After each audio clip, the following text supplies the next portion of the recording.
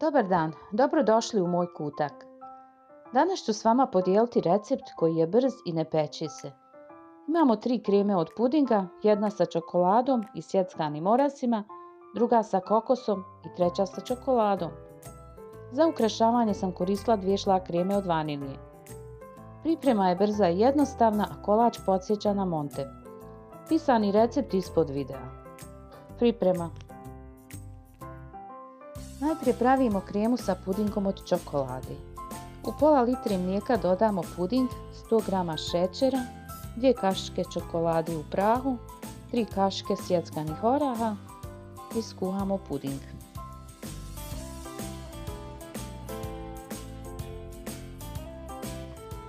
Vruć puding sipamo u tepsiju. Rasporedimo i ostavimo da se ohladi.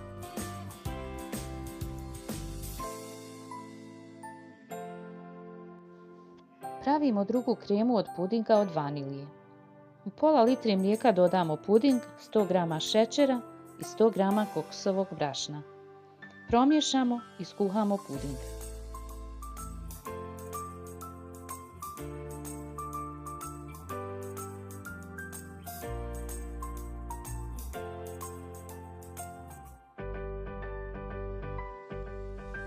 Smjesu lagano rasporedimo i ostavimo da se ohladi.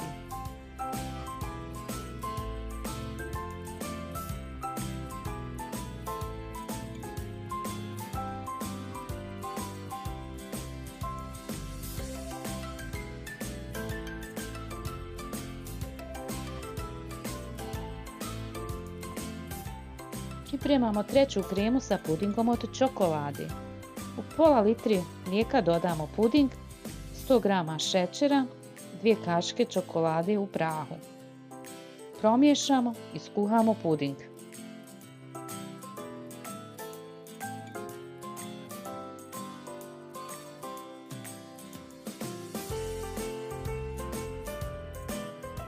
I treću kremu ravnomjerno rasporedimo.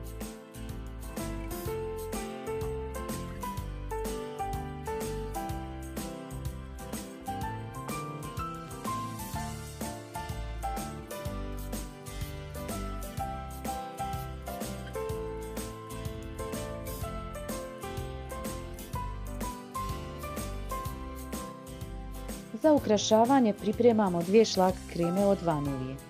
Po uputstvu sa kesicem, a to je pomiješamo u 250 ml mlijeka, dobro mikserom izmiksamo.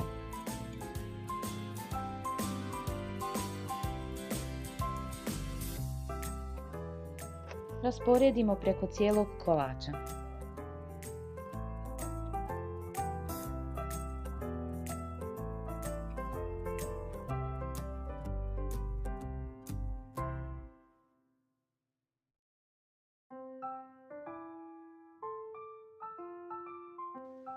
I na kraju pospemo sjeckanim orasima.